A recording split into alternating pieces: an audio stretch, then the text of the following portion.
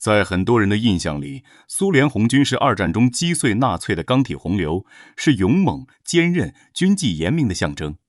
但很少有人知道，当这支部队打进德国本土之后，他们的所作所为并不比纳粹干净多少。整个二战期间，至少有数百万人遭受过苏军的性暴力，这里面有老人，有孩子，有女孩，也有男孩。受害者不光是德国普通人，连德国共产党人没逃过，甚至还有苏联本国的女性。我们拿柏林来说，1945年4月底，苏军攻入柏林市区，战争结束了，但对无数柏林人来说，噩梦才刚刚开始。当时柏林城里男人极少，大部分不是战死就是被俘，剩下的基本都是妇女、儿童和老人。苏军士兵进城后，先是抢东西，他们特别爱抢手表，几乎每个士兵手腕上都带着好几块。抢完东西，暴行就再也收不住了，奸淫、掳掠、放火、破坏，毫无军纪可言。根据德国哥廷根大学历史研究会的调查结论，当时柏林有1/3的妇女遭到苏军强奸，其中至少40%被多次侵犯，有些人甚至被强奸了50-60次。苏军士兵几乎不挑对象，80岁的老人、10岁的小孩、临产的孕妇、刚生完孩子的产妇，甚至长相清秀的小男孩都没能幸免。他们不仅晚上破门而入，有时白天都敢公然施暴。为了强迫对方就范，他们用枪指着受害者的头，或者几个人按住一个女人，轮流施暴。更残忍的是，很多人在事后直接灭口。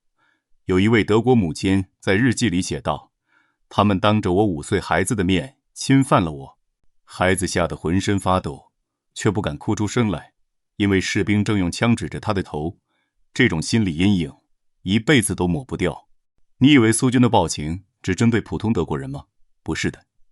当时有个叫马茨考夫斯基的德国共产党人，因为反抗纳粹坐过牢。苏军来了之后，还任命他当克尼斯堡市的市长。他本来满腔热情，想帮苏军重建城市，结果发现自己根本管不住苏军的暴行，连自己的家人都保护不了。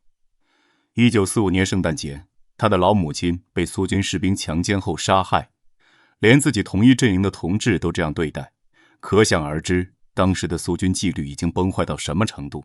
更可悲的是，很多被纳粹抓到德国做苦工的苏联妇女，好不容易熬到战争结束，以为终于盼来了自己的同胞，结果他们等来的是什么？是一样的强暴和残害。自己国家的军队强奸自己国家的妇女，这时候的苏军已经彻底失控。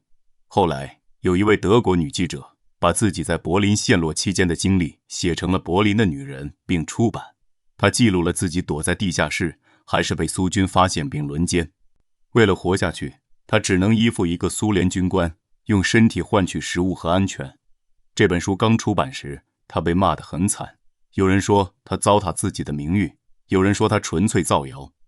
直到2008年，根据这本书改编的电影《柏林的女人》上映，才鼓励了越来越多的受害者站出来，说出自己的经历。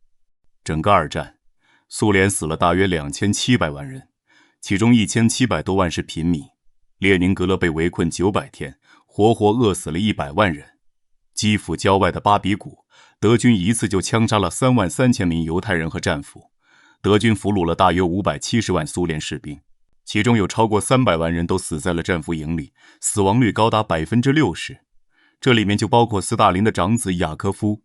苏联战俘被当成奴隶一样使唤，没有食物，没有冬衣，零下几十度露天劳作，病了就直接枪毙或者扔进万人坑。这种极端环境下，幸存的苏军士兵普遍认为，德国人不配得到人道对待，所有德国人都该为他们军队的罪行负责。所以，当苏军终于打回德国本土时，积压多年的仇恨瞬间爆发了出来。当然，仇恨是一方面，苏军高层的纵容是另一方面。斯大林本人就曾说过，士兵们从斯大林格勒打到柏林，跟德国女人找点乐子，拿点小东西，没什么好大惊小怪的。连最高领袖都是这个态度，下面的军官自然睁一只眼闭一只眼。对他们来说，只要不严重影响作战和占领大局，这些小事都可以被容忍。于是，在国仇家恨和高层默许下，苏军的暴行彻底失控。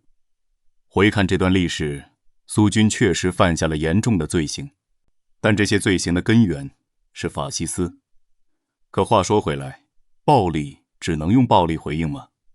或许这就是战争最可怕的地方，它不仅伤害无数普通人的生命，还在摧残人类文明的良知。